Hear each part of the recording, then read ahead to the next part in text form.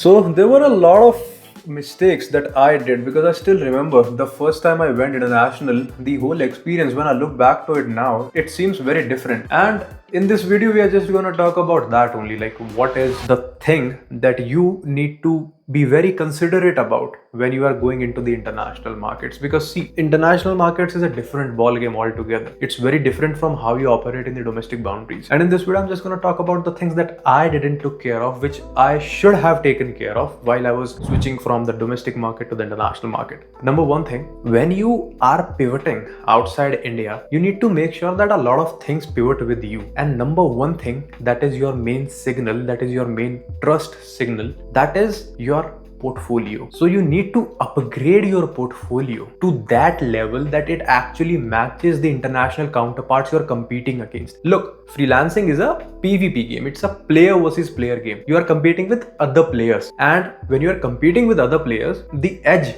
that you have, look, you can be a good communicator, you can be the best sales guy, but even to get onto the sales, you need something that speaks for you even before you enter the room. And that is where your portfolio kicks in. People don't prioritize it. I didn't. I went with a Google Drive, G Drive link. However, I had it very neatly organized. I could have went with a Wix website. I could have created another dedicated website for that. But I didn't do that because I thought it was not necessary. But right now, it is super duper necessary. First thing is your portfolio. Second thing is your social presence. Back in the days, it was not this necessary, but now it has become a necessity. And that is, whenever you are reaching out to your client, the client is going to search about you. The client is going to do some research on you. He would want to figure out what kind of person has reached out to him. And with international clients, they do their DD. DD is due diligence. They do it, and they do it in a pretty good manner. And that's why I am focusing heavily onto the aspect that your profiles, your social standing should be presentable. Not saying it should be crazy good like you are investing money or like that. No, your profile, and especially I'm assuming most of you would be going through LinkedIn only. If you don't have a LinkedIn profile, you need a LinkedIn profile. That is a necessity now. Because see, if you give me the option that I have to spend 40,000 rupees to hire someone, I would most likely go with a person whose ID I can just pull up on my PC. I can just see them that, okay, they exist and this is their work. Even though they don't post content, that is fine. But the mere fact that this person is legitimate is very crucial when you are on the other end who's gonna send the money to this person. So you need to fix that. LinkedIn profile optimization, I'm gonna create a separate video on that because that thing has evolved a lot and you gotta evolve with it. You really don't have any other option, so that I'll create separately. But for now, the instant fixes that you need to do is, when I come to your profile, I should see a neat profile picture, a clear banner. It can be from Canva as well. Canva has a lot of different fonts and stuff like that. You can play around. It has a lot of templates. You don't need to do anything fancy. A good title, that means your headline, your header, like what you do, it should clearly communicate that. A good about section, good education section. That's it for your social standing. Third is, and this is where I suffered the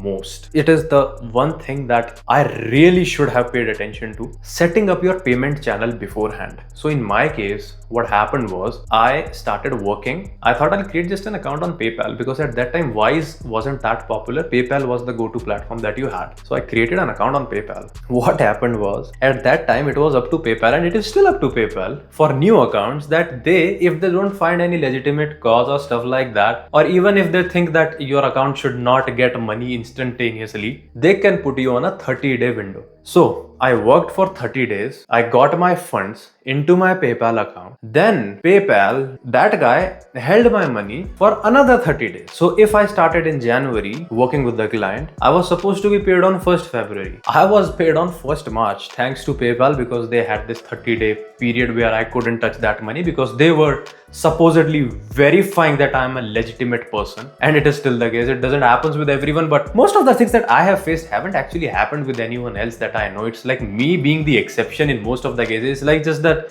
in any difficult situation, I'm the one who is just facing it. Like sometimes even I don't understand it, but it is what it is. Can't do much with it. Fourth thing is contracts. I have talked about it many times. I have like 8 years I'm in here now, never seen someone being dragged into the court anywhere due to a freelance contract or stuff like that. But I still believe you should have a contract for just one simple reason. That is a document that you and the client mutually decide that, okay, these are all the stuff that we are gonna work on. That is literally it. It just says that this is the work scope, this is the payment, this is how he'll be paid, and this is the channel he'll be paid through. This is all he'll deliver. And if he doesn't deliver in this time frame, like maybe 1 week, 2 weeks, 1 month, we can kick him out or he can leave us. That is it. It's not about, like, you see the clauses says that all the legal law related matters would be handled in the court of dash dash dash state and stuff. Nothing happens. No one is gonna sue you. No one has that much time, and you don't need to worry about it. It's just simple thing, man. You guys are agreeing on one thing, that you don't want issues later on. That is as simple as that. And even if the client doesn't focus on that or they don't ask for it, you